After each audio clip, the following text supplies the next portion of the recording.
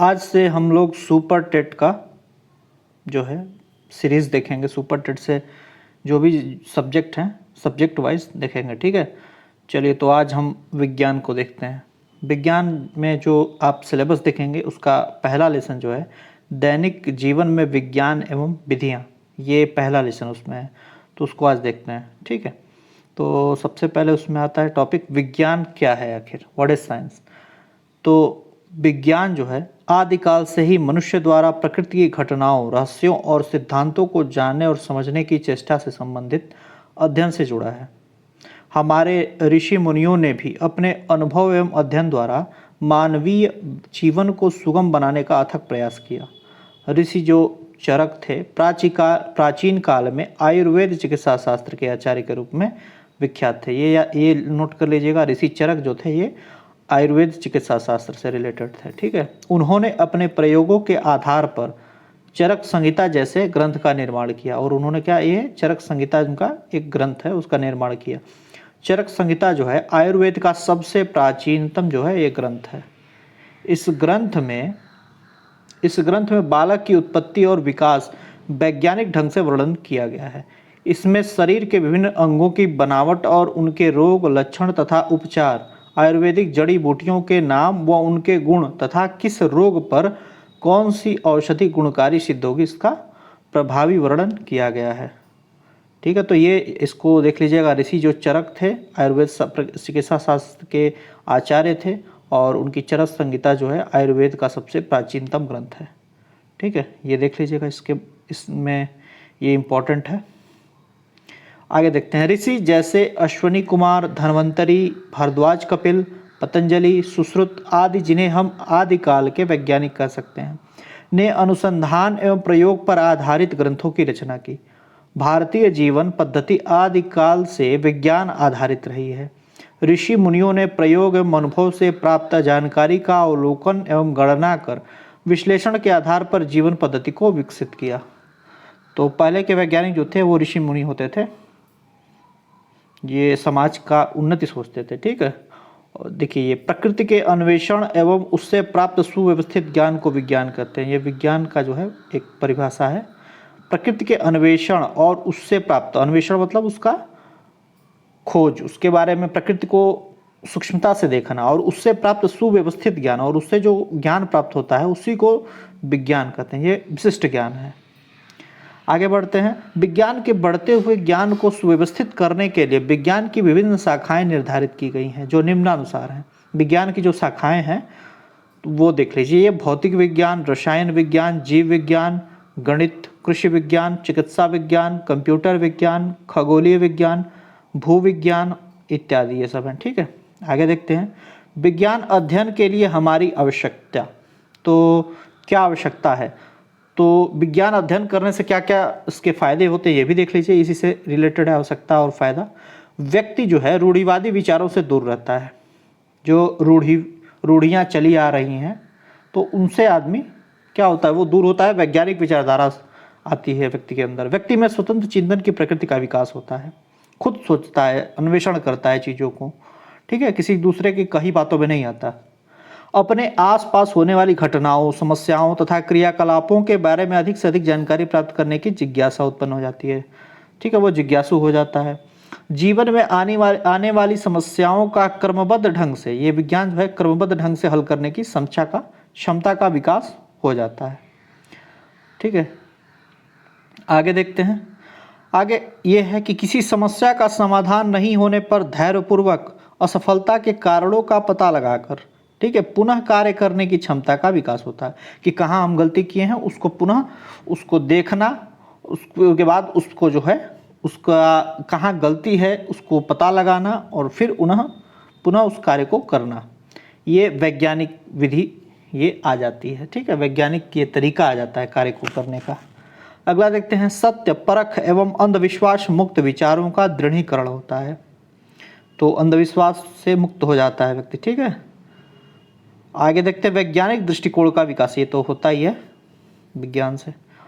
Next देखते हैं। वैज्ञानिक कार्य करने का तरीका। वैज्ञानिक किसी प्रयोग से संबंधित प्रेक्षण को एकत्रित कर उन्हें सुव्यवस्थित कर विश्लेषण करते हैं। देखिए वैज्ञानिक कैसे कार्य करते हैं ये देख रहे हैं इसमें। उसके आधार पर प्राप्त निष्कर्ष जो होता है, एकत्रित जो प्रेक्षण करते हैं, तो उसी से सिद्धांत का उसको प्रतिपादित करते हैं। ठीक है, जैसे डॉक्टर भी वैज्ञानिक पद्धति से रोगी का उपचार करते हैं। जैसे कोई डॉक्टर है, रोगी आ रहा है तो उसको क्या करते हैं, पहले उससे पूछते हैं, संबंधित प्रेक्षण को एकत्रित करते हैं, वो चीज़ों को पूछते हैं कि क्या हुआ, कैसा सिम्टम था, उसके बाद से निष्कर्ष पे पहुंच के जो है अपना बताते हैं ये रोग हुआ है। ठीक है, तो वो डॉक्टर भी क्या होते हैं, एक वैज्ञानिक ही होते हैं।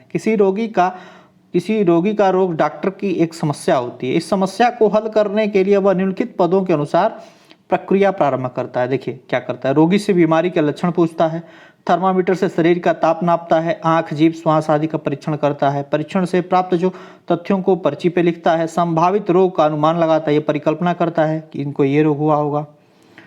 परिकल्पना को जांच के लिए मल, मूत्र, रक्त एवं अन्य आवश्यक जांच को लिखता है, जैसे सोनोग्राफी, सीटी स्कैन, एक्सरे आदि करवाता है।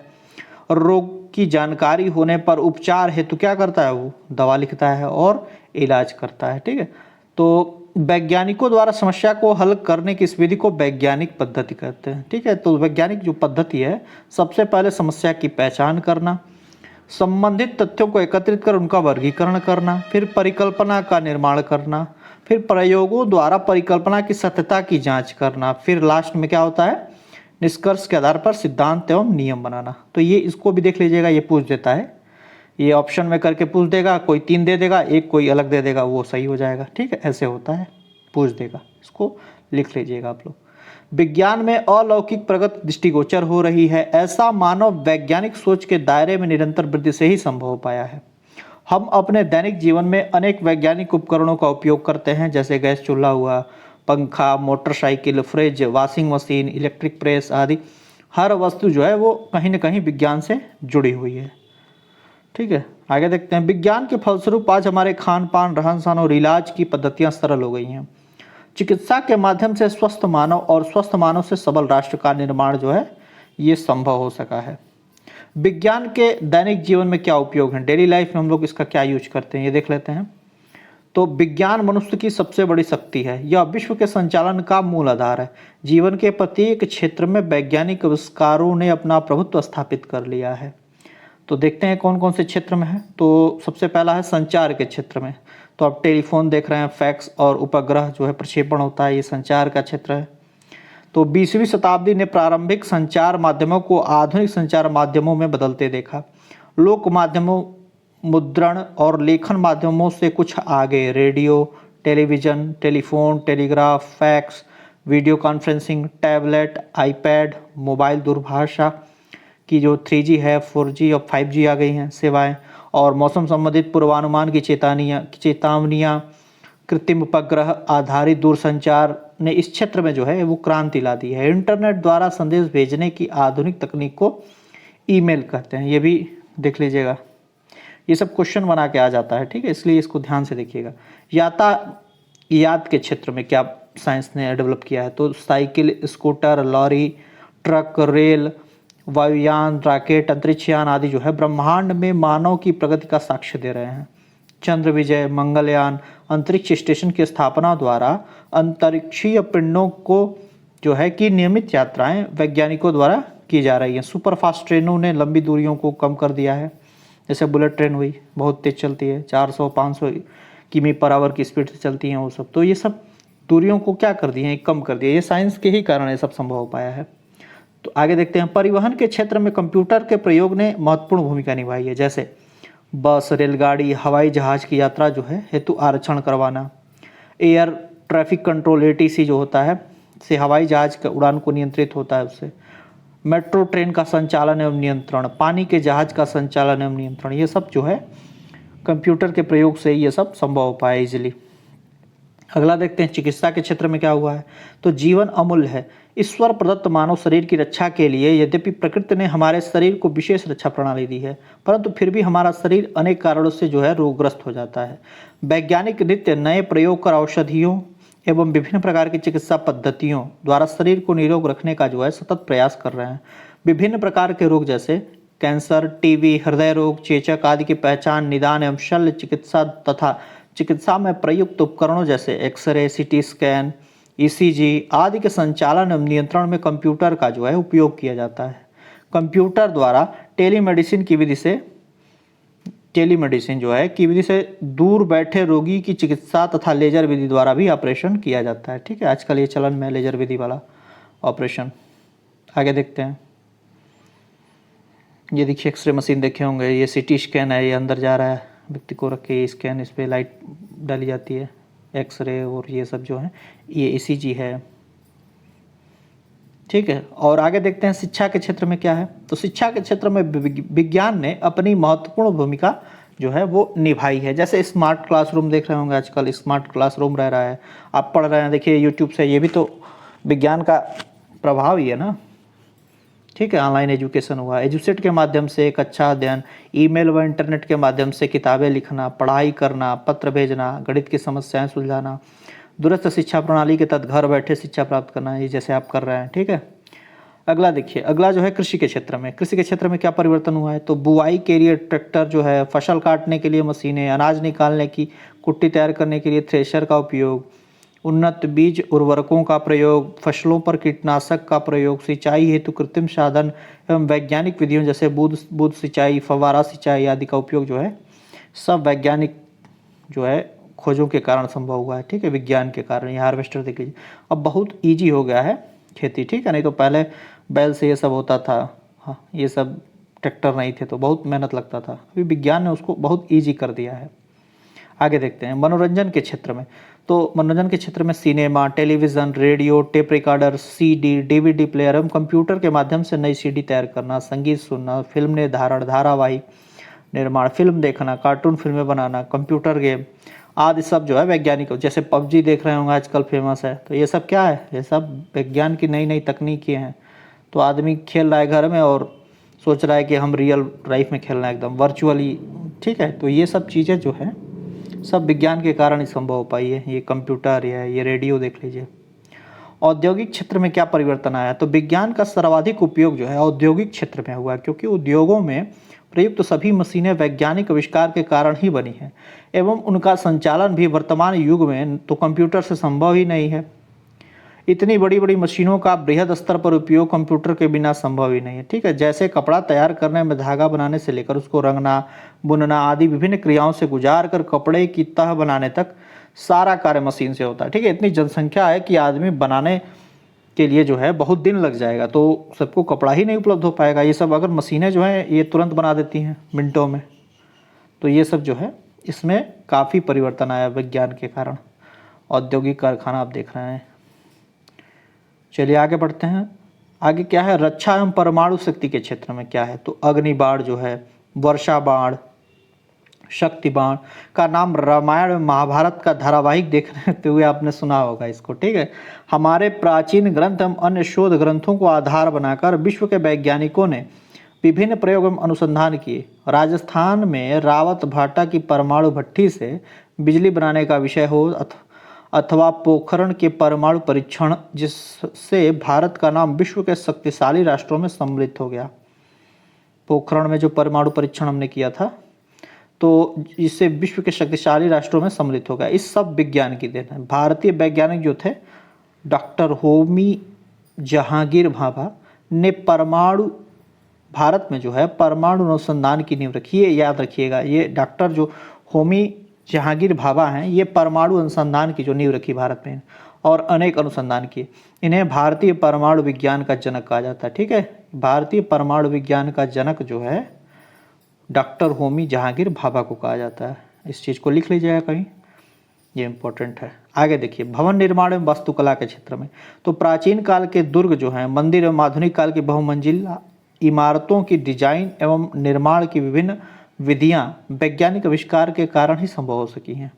सीमेंट कंक्रीट के माध्यम से सीसी रोड जो है, आरसीसी की छतें बन रही हैं, मल्टी स्टोरी बिल्डिंग बन जा रही है तथा अन्य विशाल भवनों की वास्तुकला के आधार पर जो निर्माण हो रहा है वो सब विज्ञान की ही देन है। 10वां देख लेते हैं, बैंकिंग के क्षेत्र में क्या है। तो बैंकिंग में देखिए, भारतीय परिवारों में छोटी छोटी बचत के कारण ही भारत की आर्थिक स्थिति जो है विश्व बाजार की मंदी होने पर भी प्रभावित नहीं होती। लेकिन वर्तमान युग में विज्ञान के कारण जब चाहो तब पैसे के लिए एटीएम जो है आ गया है। क्रेडिट कार्ड, इंटरनेट से धन को एक खाते से दूसरे खाते में ट्रांसफ़र कर सकते हैं इजीली। ई कॉमर्स जैसे बैंक संबंधित विभिन्न कार्य जो हैं सब विज्ञान की देन है। ठीक है, घर बैठे जो है पैसा ट्रांसफ़र कर सकते हैं आप लोग ईजिली। तो अब देख लेते हैं इससे रिलेटेड जो है जो हम लोग पढ़े हैं, ये पहला लेसन जो है दैनिक जीवन में विज्ञान एवं विधियाँ, इससे रिलेटेड जो है आज क्वेश्चन देख लेते हैं इससे। तो इससे जो रिलेटेड क्वेश्चंस हैं, पहला देखिए, शिक्षा के क्षेत्र में क्रांति किस वैज्ञानिक उपकरण के कारण हुई है? तो शिक्षा के क्षेत्र में जो क्रांति हुई है वो कंप्यूटर, अभी ऊपर पढ़े हैं देखे ही हैं, तो उसका कंप्यूटर हो जाएगा। अगला जो है संचार के क्षेत्र में, तो फैक्स भी है, टेलीविज़न भी है, टेलीफोन भी है, तीनों है संचार के क्षेत्र में। अगला क्वेश्चन क्या है कि निम्नलिखित में से मनोरंजन का साधन नहीं है? तो वीडियो गेम खेलते हैं तो ये भी मनोरंजन होता है, कंप्यूटर पे भी गेम खेलते हैं, टीवी भी तो देखते हैं मनोरंजन के लिए। फैक्स जो है ये मनोरंजन के लिए नहीं है, मनोरंजन का साधन नहीं है। अगला क्वेश्चन देखते हैं, प्रकृति के क्रमबद्ध अध्ययन से प्राप्त सुव्यवस्थित ज्ञान को क्या कहते हैं? तो इसी को ना विज्ञान कहते हैं। ठीक है, प्रकृति के क्रमबद्ध अध्ययन से प्राप्त सुव्यवस्थित ज्ञान को क्या कहते हैं? इसी को विज्ञान कहते हैं। अगला देखते हैं, विज्ञान की प्रगति के कारण ही आज कई देशों में विद्युत उत्पादन शक्ति द्वारा किया जा रहा है। किसकी शक्ति द्वारा? तो परमाणु शक्ति द्वारा। ऊपर पढ़े हैं ना परमाणु। भारत में परमाणु अनुसंधान का होमी जो जहांगीर भाभा थे, उसको याद रखिएगा। अगला देखिए, इंटरनेट द्वारा संदेश भेजने की आधुनिक तकनीक को क्या कहते हैं? ये ईमेल कहते हैं इसको। अगला है समूह और समूह ब का मिलान करना है। ठीक है, तो उसमें देख लीजिए, पहला जो है टेलीफोन, तो टेलीफोन क्या है? ये टेलीफोन संचार क्षेत्र से है, यानी कि पहला का डी हो जाएगा। तो देखिए ये तो पहला ऐसे ही हो गया, दूसरा में पहला का ही दिया है, तीसरे में पहला का ही दिया है, और डी वाला ऑप्शन में पहला का ही दिया है, तो पहला ही ऑप्शन ऐसा ही सही हो जा रहा है। देख लेते हैं फिर भी दूसरा का ही, यानी कि थ्रेसर का जो है कृषि क्षेत्र, जानते ही हैं थ्रेसर जो है कृषि क्षेत्र से संबंधित है। परमाणु बिजली घर जो है ये किससे रिलेटेड है? तो ये जो है परमाणु जो है ये विद्युत क्षेत्र से रिलेटेड है। ठीक है, इधर दिया हुआ है। अगला जो है एजुसेट, ये अभी पढ़े ही हैं, एजुसेट जो है शिक्षा से रिलेटेड है। एक्सरे, तो एक्सरे चिकित्सा क्षेत्र से है, तो ये पहला इसका आंसर हो जाएगा। ठीक है, चलिए ऐसे ही मिलते हैं अगले चैप्टर में। ठीक है, तो सुपर टेट की आप तैयारी करते रहिए हमारे साथ, ज़रूर इस बार आएगा और आप लगे रहिए। अभी से तैयारी करेंगे तो अच्छी तैयारी हो जाएगी और आप बॉर्डर पे नहीं रहेंगे, इजीली आप सिलेक्ट हो जाएंगे। ठीक है, चलिए मिलते हैं अगले वीडियो में, तब तक अपना ख्याल रखिए, धन्यवाद।